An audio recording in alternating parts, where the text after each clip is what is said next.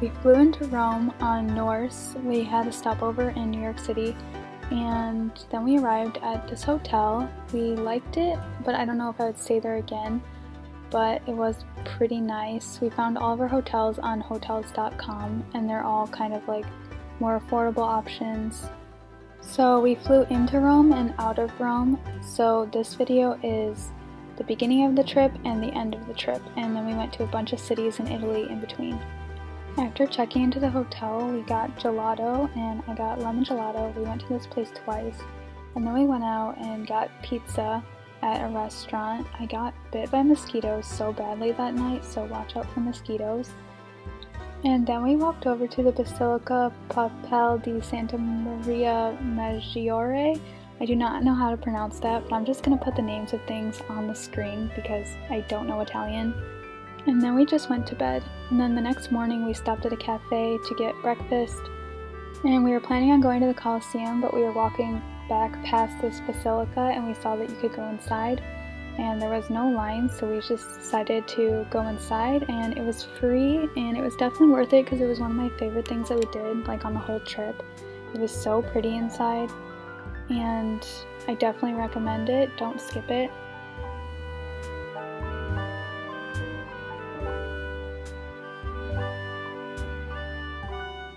Then we made our way over to the Colosseum, and we just sat here for a while and took it all in.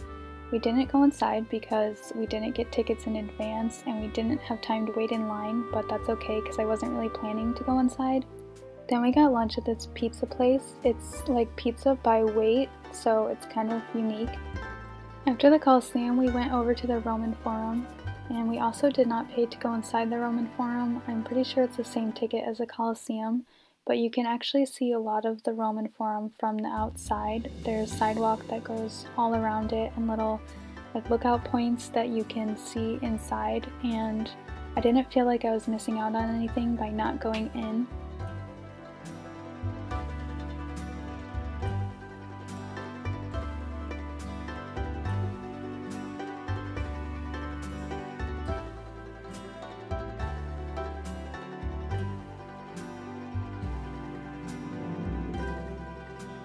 One really nice thing about Rome is that there are water fountains all over the city, and you can just look them up on your phone map by searching drinking fountain. And we brought water bottles with us so that when we were thirsty we could just find one, and I definitely recommend doing that because it was really convenient.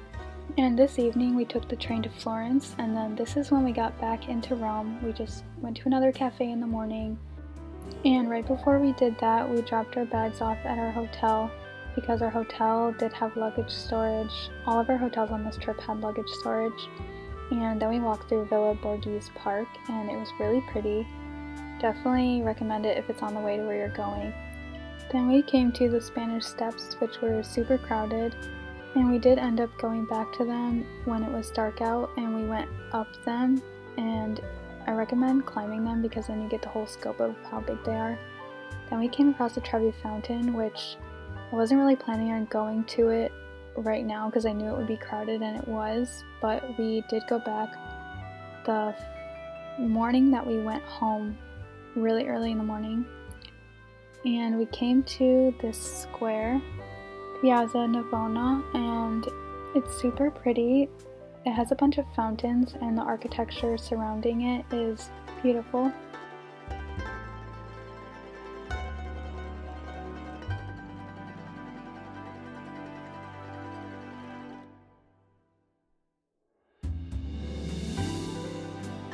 Then we came to the Pantheon, and this had a really long line. We weren't sure if we were going to try to go inside or not, but we decided just to come back our last day really early in the morning and go inside. Then we were hungry for lunch, so we went to this pasta restaurant.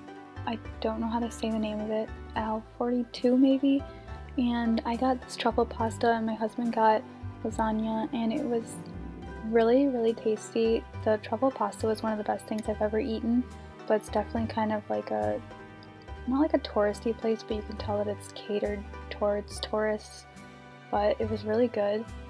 And after that we decided to go to the Museo Nazionale di Castel Sant'Angelo. And it's just like a very old castle that is turned into a museum, so it's basically just a place where you can tour a castle, and this was really cool. I don't know if I've ever been inside a castle before. I've seen them, but I don't know if I've ever actually been able to go inside one, and I think it was really interesting just being able to see what everything was used for. And I didn't know at first if we were going to pay to go inside, because it's also just impressive seeing it from the outside, and I didn't know if we would have time, but I'm really glad that we went inside.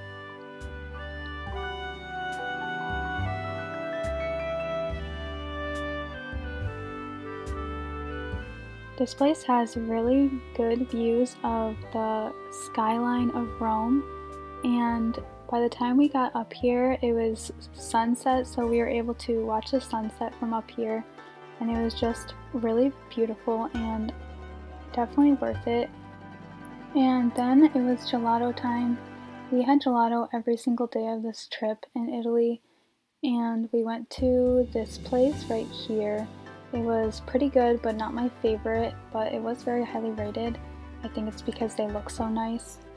And then for our second full day in Rome, we went to the Vatican in the morning. We decided to get up really early and get in line because we couldn't buy tickets in advance because everything is sold out at this point.